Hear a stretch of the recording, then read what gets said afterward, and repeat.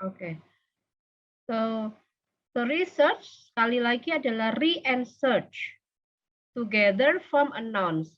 Menjadi dalam satu kesatuan adalah satu kata benda yang mendeskripsikan careful, kehati-hatian, sistematis, studi yang membutuhkan kesabaran dan investigasi di beberapa bagian field of knowledge, ya. Nah, field of knowledge, kalau kalian field of knowledge-nya adalah mathematics education or education bisa sebenarnya. Tapi karena studi kalian di pendidikan matematika ya math education. Ya. Ini dilakukan untuk menunjukkan fakta. Fakta di lapangan ternyata setelah kalian meneliti itu seperti ini loh. Begini. Nah, oke. Nah,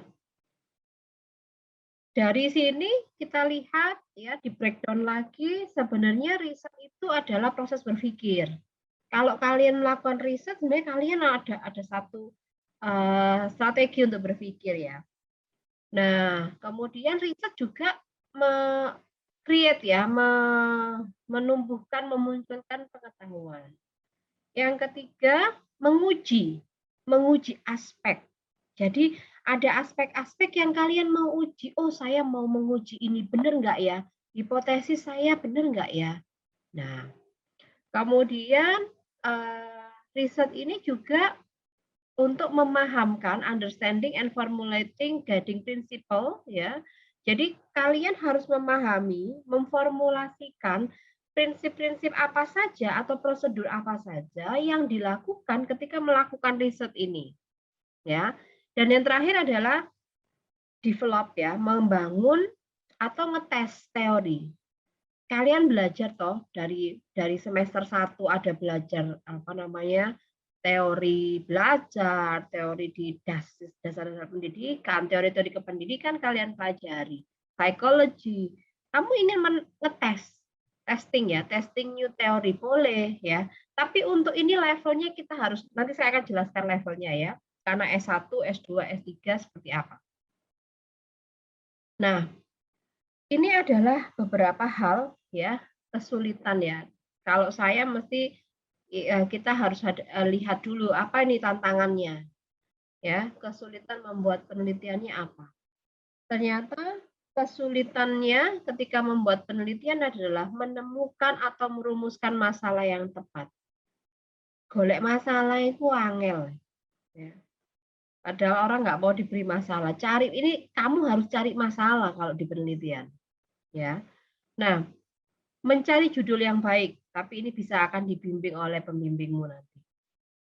Kemudian menemukan literatur atau bahan bacaan yang sesuai. Ini juga sulit kadang-kadang, ya.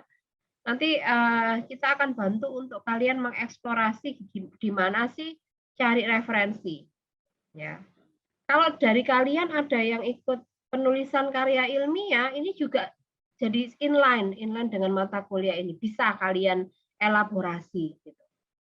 Kemudian, nah ini menentukan metode penelitian dan analisis data ini biasanya. Kemudian menuliskan hasil penelitian dan membuat pembahasan. Nah, ada juga masalah-masalah non teknis seperti saya takut nemui pembimbing. Tidak ada laptopnya, Bu. Data hilang, Bu. Putus cinta, Bu. Nah, itu. Males, Bu, tidak termotivasi. Bu, apakah ini masalah-masalah memang beneran apa teori? Lu beneran nih, ya. Kakak kelasmu ada yang harus saya datangi karena putus cinta itu ada di luar kota. Sampai begitu. Orang tua bingung, kan sekarang sudah tahap akhir, sudah tahap meneliti, gitu ya. Kemudian, nah ini kalau data hilang ini nasib, saya bilang. Makanya kalau nanti melakukan penelitian, sebagian data taruh cloud, ya, taruh cloud. Oke. Nah, kalian, nah ini ya terkait dengan skripsi kalian nanti ya. Pertama, perlu ada kerangka ide. Ya, fakta. Ada fakta versus harapan. Wah, ini. Jadi apa harapannya? Ada datanya seperti apa? Ini kalian harus cari gitu ya. Kerangka konseptual, kerangka ide. Nah, ide itu harus dicari juga, ya. Saya teringat dulu ketika studi itu, kalau di luar negeri ya, kamar mandinya itu ya, kamar mandi, toilet ya, bukan kamar mandi, toilet, karena dibedakan, toilet sama kamar mandi. Toilet itu banyak bukunya, banyak bukunya, karena ketika ada dalam toilet itulah adalah waktu untuk mendapatkan ide. Banyak buku, ada pensil ya, karo itu, karo di dalam toilet itu. Gitu. Ya. Nah, ini membuat kerangkanya kamu harus cari membuat kerangka ide. Nah, kemudian proposal ya, membuat proposal. Nanti ini kemudian laporannya ini adalah artikelnya. Artikel ini nanti kaitannya dengan mata kuliah yang satunya, mata kuliah penulisan karya ilmiah. Makanya kalau ngambil mata kuliah itu, saya kalau kuliah ya, ambil mata kuliah itu yang sekalian support project saya. Project itu maksudnya penelitian saya. Oke. Nah, ini ya kerangka penelitian, jadi ada judul, ada latar belakang, rumusan masalah, ringkasan teori, metode penelitian, daftar pustaka. Bu, ringkasan teori ini gimana? Ringkasan teori nanti biasanya di mata kuliah seminar lebih diperdalam. Tapi mau tidak mau, kalian harus juga baca di mata kuliah ini. Gitu ya. Tapi fokus kita di mata kuliah ini adalah seeing the methods.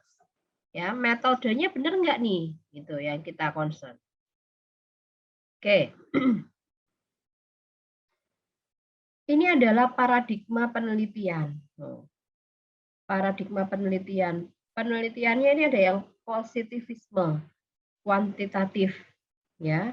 Ada yang post-positivism, fenomenologi atau interpretatif. Ini adalah kualitatif ya. Ada yang interpretatif ya, PTK. Ada yang pragmatis dan konstruktivis. Ini penelitian yang pengembangan. Nah, ini 4 ini nanti yang akan kita bahas. Ya, yang kuantitatif, kualitatif itu seperti apa? Bagaimana yang PTK, bagaimana yang pengembangan. Gitu ya. Ini adalah paradigma penelitian yang harus kalian ketahui.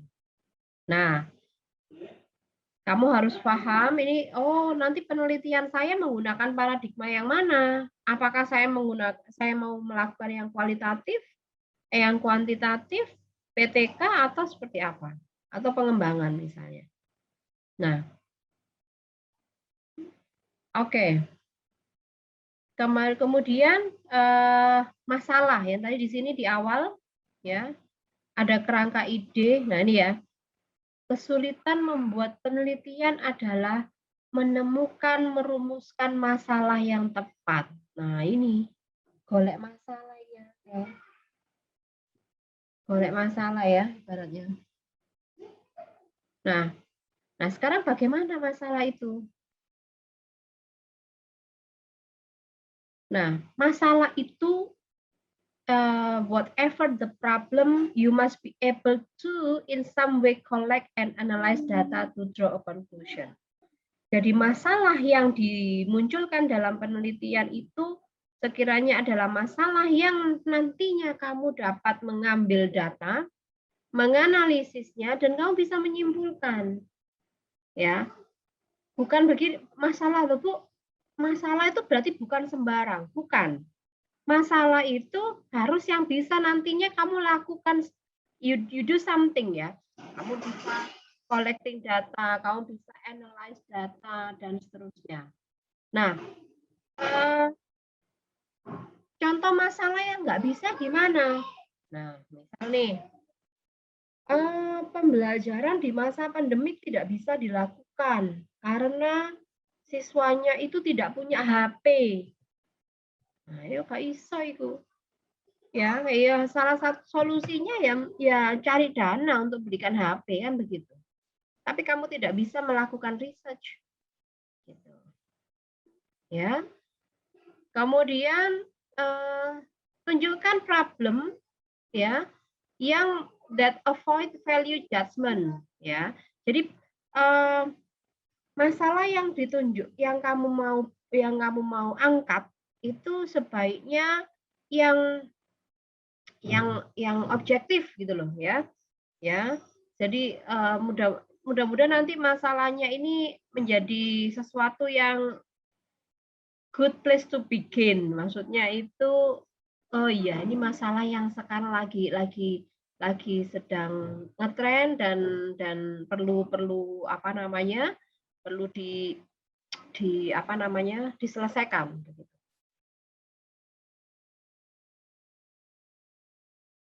Oke. Nah, kalian itu akan menjadi peneliti ya di semester-semester akhir ini. Mudah-mudahan nanti ketika KKN tidak lepas ya. Apa yang sudah kalian pelajari tidak lepas.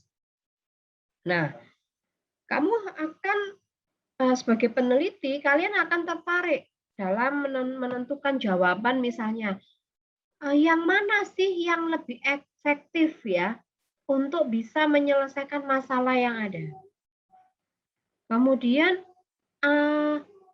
apa yang menyebabkan masalah itu? Apa akibat dari masalah itu?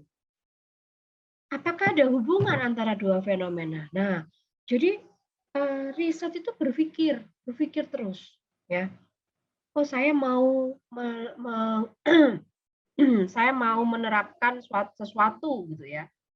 Mungkin nggak ya di Indonesia?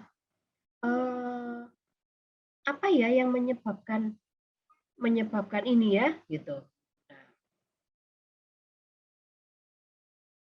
Nanti dulu ini. Nah, nanti kalian akan secara berkelompok akan apa namanya mendiskusikan, menyampaikan apa sih yang namanya penelitian kuantitatif, kualitatif dan seterusnya. Ya. Nah, ini saya beri gambaran aja dulu sejenak, ya. Penelitian kuantitatif itu penelitian yang mengikuti paradigma empiris. Empiris itu apa? Ada data empiris. Menggunakan pola pikir yang terukur. Ya, karena ada fix data terukur, ada data. Misalnya ada statistical datanya. Kemudian kerangka teori dirumuskan secara spesifik dan tujuan utamanya menyusun generalisasi. Nah, ini karena apa? Karena dilakukannya lewat apa namanya? Secara statistik dan akan dilakukan generalisasi. Nah, penelitian ini kadang memunculkan hipotesis. Ada hipotesis, ya. Ada hipotesis, kemudian ada teknik samplingnya, ada teknik analisisnya, ya. Nanti semua akan masing-masing kelompok akan mengembangkan eksplorasi tentang apa itu penelitian kuantitatif dan contohnya, ya. Nah, penelitian kuantitatif itu ada dua, di mana ada penelitian eksperimen, ya, karena dia memberikan perlakuan, ada intervensi, ada treatment, ya, atau dia non eksperimen, dia tanpa perlakuan, ya. Kemudian, nah, setelah itu ada penelitian kualitatif. Nah, ini biasanya mahasiswa banyak nih yang menggunakan jenis metode ini, di mana penelitiannya ini menghasilkan data deskriptif, ya. Nah, kemudian ini beberapa pendapat apa itu penelitian kualitatif. Saya akan memberikannya ke kamu, ya. Kemudian, nah, penelitian kualitatif ini unik ya, karena kamu harus melakukan in-depth, jadi dalam. Ya, kalau yang tadi kuantitatif kamu bisa melakukan seperti generalisasi, tapi pada saat penelitian kualitatif ini kamu akan mengeksplorasi dalam ya, memahami situasi dalam keunikannya bagian dari suatu konteks khusus. Jadi khusus dia, ya. Kemudian, nah ini misalnya penelitian kualitatif itu juga merupakan penelitian untuk memahami dan menginterpretasi fenomena yang terjadi di dalam setting alami. Jadi alami, jadi natural. Ya, natural. Oh, saya mau lihat ini, saya mau lihat secara natural. Itu juga kualitatif. Ya. Nah, nanti ini saya akan berikan, kalian bisa belajar untuk pada saat bagian itu, ya. Nah, terkait dengan masalah, kembali ke masalah yang tadi saya sampaikan. Jadi dalam kamu awalnya punya masalah, ya. Awal punya masalah. Dari masalah itu kamu punya pertanyaan penelitian. Pertanyaan penelitian ini adalah sebenarnya hasil pemikiran kamu sebagai peneliti. Ya, hasil pemikiran reflektif peneliti terhadap situasi yang dilematis. Misalnya sekarang pandemi Covid. Ini bagaimana pembelajarannya ini selama pandemi, ya? Nah, fakta di lapangan seperti ini, gitu ya. Apa yang mungkin dapat dijadikan suatu masalahnya ada. Apa yang mungkin bisa diteliti dari sini. Nah, misalnya nih, sebagai contoh. Di pendidikan itu ada matematik realistik ya. Nah, ini bagaimana PMRI diterapkan di perguruan tinggi. Ya, misalnya ini. Bagaimana PMRI diterapkan di perguruan tinggi.